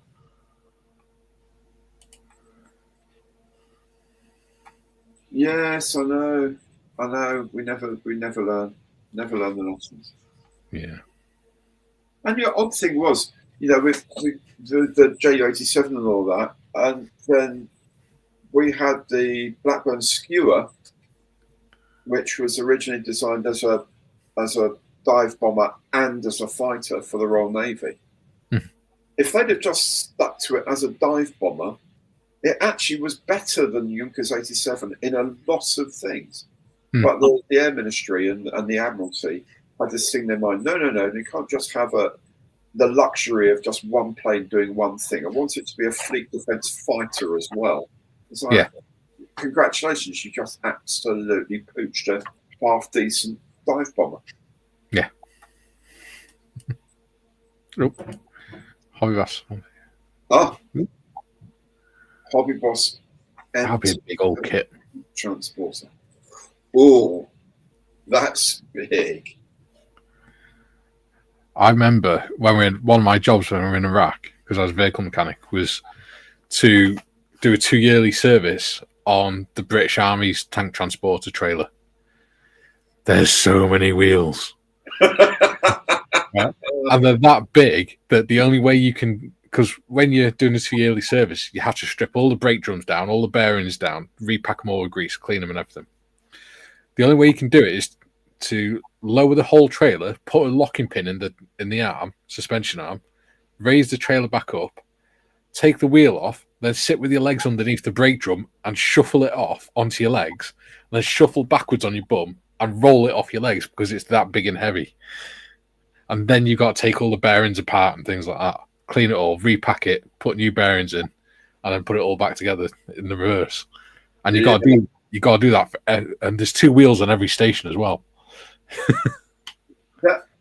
That strikes me as a health and safety nightmare right there. Yeah. I know you're in a war zone and the rules are slightly different. I've heard some interesting stories about Harrier servicing out in Afghanistan from some people, but I just don't imagine that passing muster back in the UK, frankly. No, with someone from the ministry standing there saying, "What's this fellow doing?"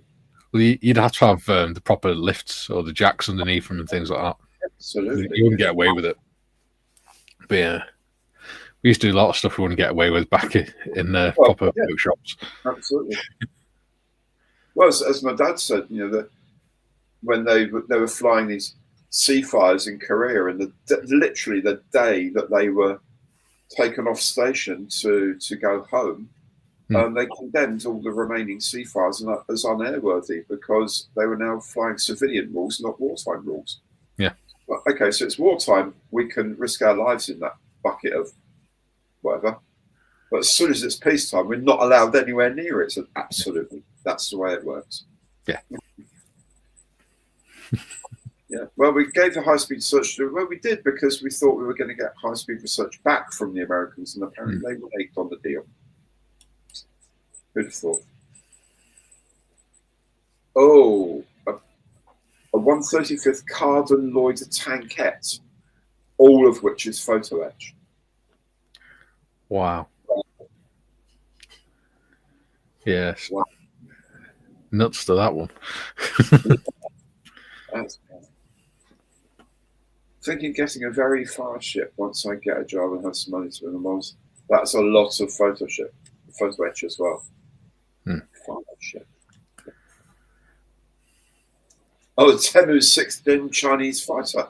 Excellent. Isn't that a fighter that's about that big, but you ordered the one that big? Yeah. They do a model of that 6th generation wedge-shaped thing already. Dane, thanks so much for joining in, mate. Don't forget tomorrow night if you're around. You'll enjoy the chat about the Jaguar, I'm sure. Then we do our lessons and probably forget them. Yes, absolutely. Absolutely so.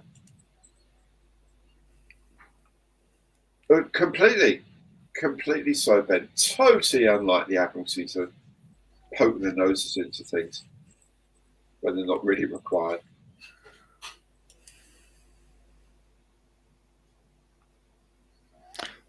I don't know the date of it, but the first mission, Yeah. they almost got wiped out, didn't they? Yeah, I can't remember. Almost the entire squadron.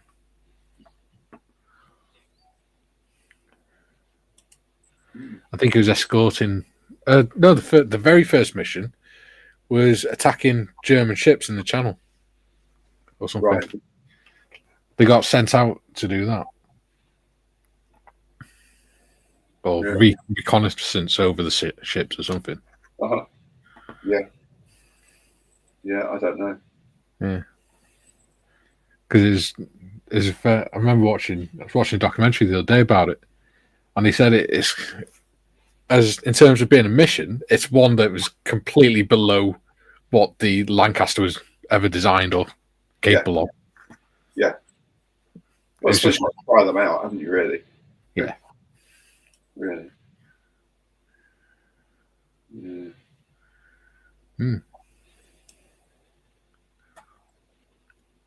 Oh, there you go. Cora does it. ME262 V1 with the jets and the prop. Massive, great big engine. Ooh. Desert fitting. Yeah. Sounds about right. Oh, Kaylee's just come in.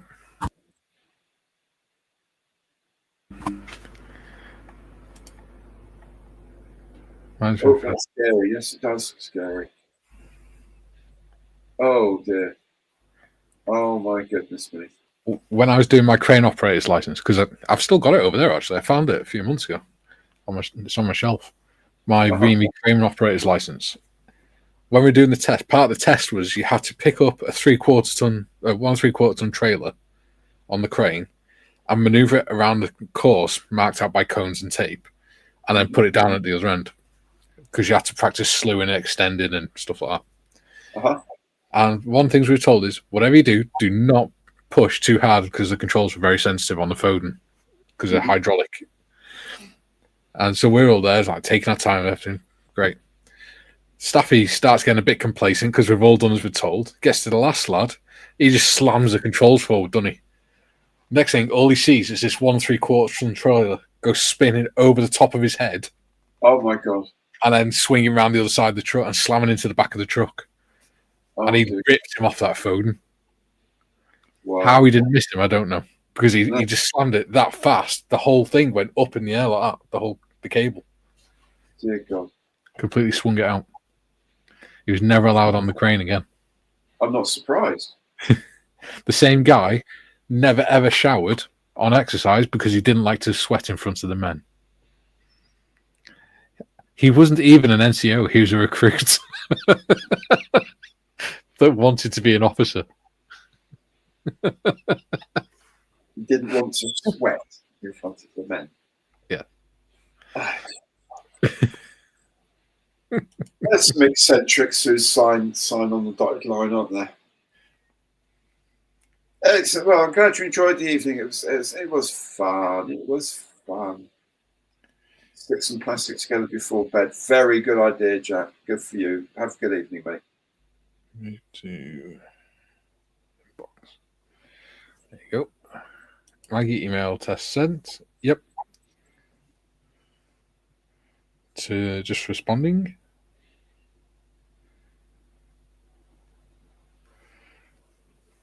There you go. Yes, absolutely. Mm. Absolutely. Yes, I know. Can you imagine the cuts on your fingers? Yeah, there's this thing now where you can get fabric seatbelts, and you feed them through buckles and stuff like that. And 1/24th, I can say 1/30. So you can get it for 1/48th, like for the Lysander. Yeah. Actually threading this microfiber strapping through photo etched buckles. And then you put it behind a transparent piece of plastic. You can't see a bleeding thing. You know what I mean? Great if you can do an open cockpit, but wow, that's not for me. Yeah. Maybe 1/24th I might, but not anything small. Yeah. Yeah. Oh yeah, the Avro Manchester with the Vulture engines. Yeah. Oh, terrible things. Mine laying. Okay.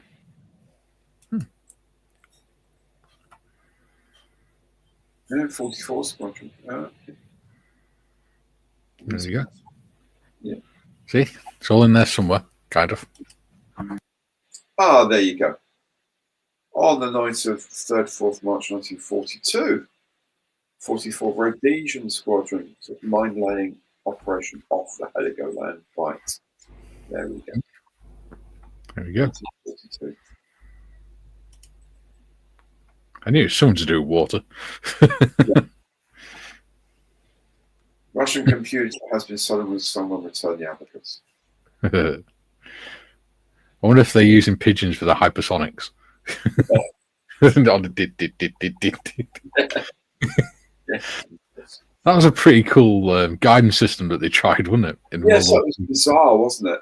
Yeah. Hecking at it, and then very strange. It worked. Yeah, that's right. Yeah.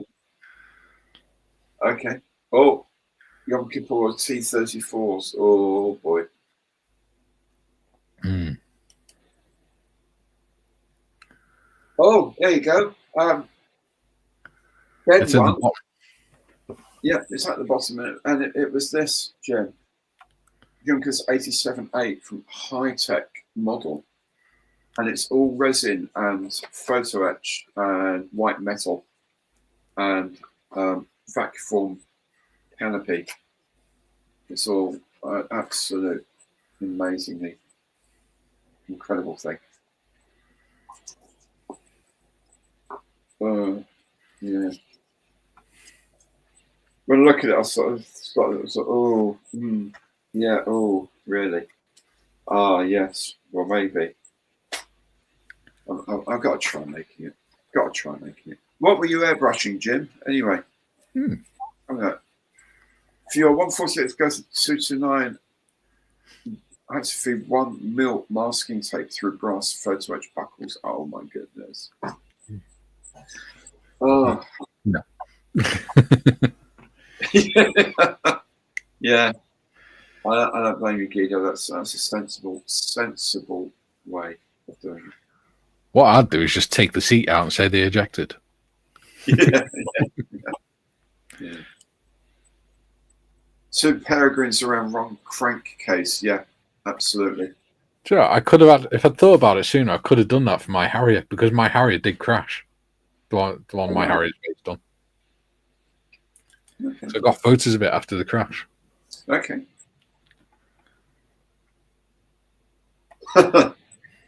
First took 15 minutes, it took 27. Got my license because the instructor said I wouldn't touch a forklift again. He was right. Okay, interesting way of looking at it. I'm going to let you pass the test on the basis you'll never, ever use it. Okay. Yeah. It's scary stuff. Bomber Command story is just astonishing. The things they went through. I think the only large force with a worse survival rate were U-boat crews. Yeah. The war. RAF Bomber Command basically replaced their entire force over the course of the war. Yeah. The casualty rate was around 50%. Yeah. Ooh. Crazy. Oh, well, I don't. Yes, possibly. I mean, I haven't built that many resin kits. I think in my life on the channel, I think one or possibly two. I didn't do a build video of the Martin Baker tank buster that Nick sent. That was a resin kit. I just built that, and then the Mars M52. I can't really think of any other resin kits I've made for the channel. I've built 2 or 3 biplanes. 1, 2. Actually, no, 4 biplanes in racing. The Nimrod 2, a couple of flycatchers, and a Primal Plover. I've done the trailer for Centurion Avery and some busts, and that's it. Well, I've got Cent Avery to do. Nice. That's a good question, because I don't even know if it exists, so to be honest. Well, this is the thing, because we don't have any British-made trainer jets in the RAF anymore, other than the Hawks. They can't use Tucanos. No. And there's no plans to replace the Hawks. No. So unless they give them all Eurofighters or something, which is ridiculous because it costs far too much. Yeah, and you wouldn't have 9 of them. Exactly. You might That's more than most of the Air Force. Yeah. Exactly. And they're still frontline fighters. Yeah. I don't see the Red Arrows lasting much more, to be perfectly honest. The way the budgets are going and costs are going. Yeah. I really don't see them having that many more seasons. Yeah. I mean, Ethics, by the way, have just released a bundle where you can get 9 of their starter set Hawks for like sort of 60 or 70 quid or something, instead of whatever 130 or something it would actually cost. They just started doing some new bundles apparently, so I'm check those out. But they do a complete set of Red Arrows. I don't know that they have done the relevant registrations for them, however. Yeah. But I know Revell are re-releasing their 132nd Hawk, and you can do that as Red Arrows, and they have all of the serial numbers and pilot names from the last season, I believe, on the sheet. So you could theoretically buy 9 of those. In fact, 10, because they've also done the spare aircraft, the reserve aircraft. See, this is the thing, because Paul Corrigan said about the Gripen as well. But the point of the Red Arrows is to display not just British fighter superiority, and skill, but it's also to display British engineering as well. That's right. That's the whole point of them. Yeah. And the Hawk has sold rather well. Yeah. So, but if you use foreign-made jets, even the Eurofighter would technically come under that, then you're getting rid of the whole purpose of the Red Arrows. Yeah. It's political soft power. Okay. Yeah. Who knows? Yeah. I remember that one. Yeah, that's right. Yeah, they ran back to where they were trained to go, underneath the Soviet tanks.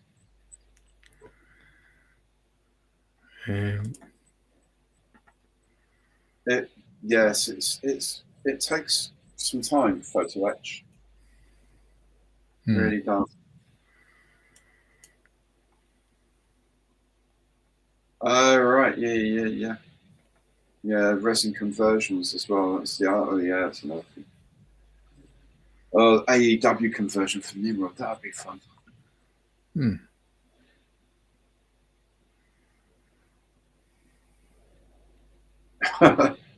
Fame-wise, yeah, absolutely.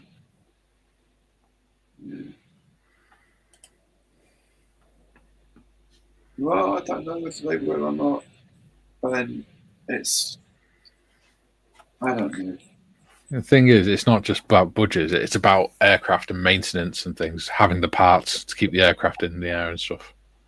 And Because they are at the end of it. Well, they're at the end of their serviceable life, aren't they? Yeah.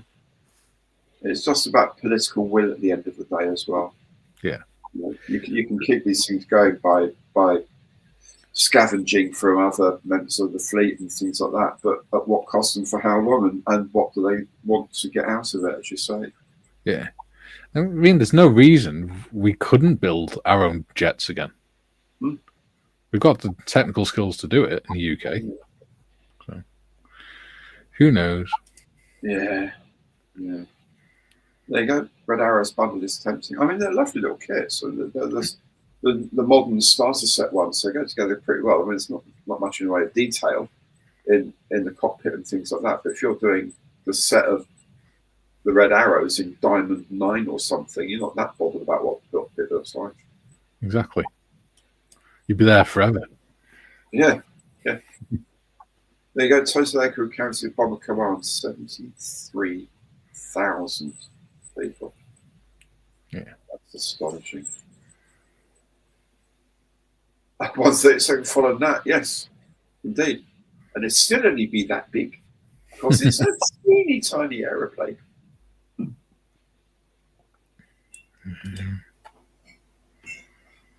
Species in High Holborn, they made 9 Airfix Red Aerosols. Yeah, there you go. That's the way to do it. It would be nice. I mean, to be honest, Kev, you can probably get an aftermarket sheet that will have everything on it. And in fact, you can probably get aftermarket sheets of different seasons. So they have different markings. Sometimes they change the markings up for different seasons. Okay, Simon, thanks so much for hanging around, man. Good to see you. Yeah. I mean, they could, but why would they use the Gripen when it's a fighter aircraft and we've got the Eurofighter, which is still perfectly serviceable, and we've got the F-35s? Yeah. We don't. It's not. The problem isn't having enough frontline fighters. It's, which we probably haven't, but yeah. The topic is the Red Arrows. The Red Arrows fly trainer jets. And they're aircraft, so yes, you can buy in aircraft to do anything you want. Yeah. But then you've got to support them. You've got to have the spares network and all of the engineering, the dedicated home base, spares, and all the rest of it is very expensive. Yeah. Very expensive. And as you say, why would you be promoting a Swedish aircraft? Well, exactly. I mean, like I said, the whole part of the point of the Red Arrows is to promote British engineering and excellence. Yeah. And you're not doing that by buying it in. Yeah. Well, that's a good question. How many missions did an RAF bomber crew need to complete a tour? I think it was 25. Yeah, I think it was. And then, generally speaking, you do a tour on operations. Then you'd be sent off to training, so operates instructors or other duties like that, and then you'll go back to operations. So it wasn't a one-time deal to do 25 ops, and that's the end of that. There were plenty of pilots with more than 100 tour ops under their belts by the end of the war. Yeah, they got sent to do formation aircraft and everything, didn't they? Yeah.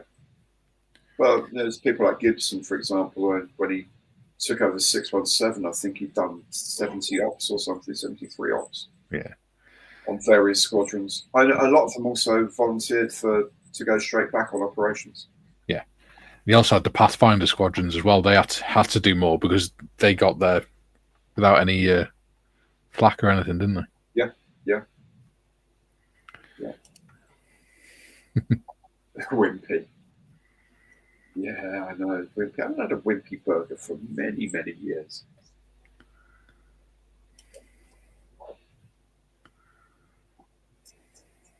Yeah, I know. Yeah, I mean, it's the money involved as well in modern technologies as well. And if you're looking at a fighter, then you're looking at stealth technology and all of that entails in terms of exotic materials and designs and whatever else. A training aircraft, yeah, we could, but it's again, these days of development, you would need another industrial partner.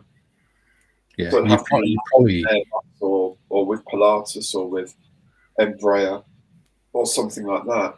You would have to have a partner because the development cost is so expensive, even for something like that. Because also the RAF won't have, say, a Hawk. They won't just have the Hawk as a trainer, so learn your circuits and bumps, and that's it. Off you go. Has to be a weapons trainer as well, so they have to be weapons qualified. They could have a secondary warfare role of light fighters or light ground. So that all has to be factored in. So the multi-use aircraft, even something as simple as a Hawk, can and does have the ability to do a lot of other things, and that's why it takes a lot of money to get all the systems integrated in. Yeah, unfortunately. And this thing, like with the couldn't use the Tornadoes because the airframes were so old, even when they retired, and they've been retired a few years now. Yeah, and that is indeed the other thing. Something like the Tornadoes are put in a very high stress environments for the airframes. That flying at high speed at very low level with a high load puts insane amounts of of stress onto the airframe. So the time between overhauls was actually not that big. There's a lot of time spent on the ground being serviced and engineering done on them. Yeah, and also cost. It's 2 afterburning jet engines at the back end. Yeah, and you've got the swept back wings. Yeah.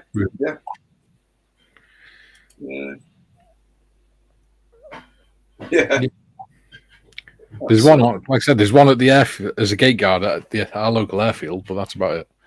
Yeah, they're just museum pieces and gate guards now. Yeah. Oh, good night, Mark. Lovely to see you, mate. Thanks so much for dropping by.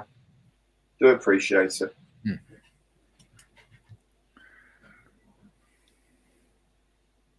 Yeah. Again, though, you're looking at a multi-million-pound fighter aircraft with all of its maintenance problems, twin engine, afterburning engines, drink fuel like it's going out of fashion. It would have been lovely, but we couldn't keep them going. It's the Concorde problem. They just can't afford to keep them flying.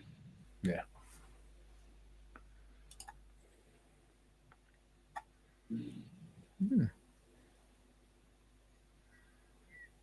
There we go.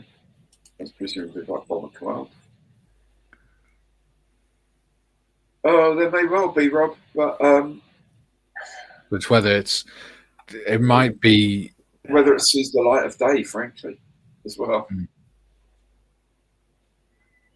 Yeah. It's whether the RAF are willing to pay for it. Yeah.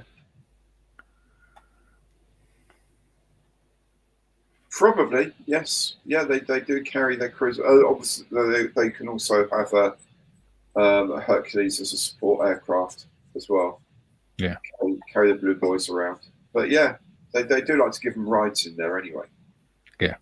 Well, Gary Morris had a ride in one, didn't he? When he was an air traffic controller. Yeah. Absolutely. There you go. Okay, 30 missions to the RAF. There we go. I do beg your pardon. Okay. Right. I mean, the very fact you actually managed to get to a third tour would be a minor miracle. Yeah. To be perfectly honest. Can't be that many who did 80 tours. Right. Good to see you, Julian. Thank you so much for being here, mate. Always good to have your company.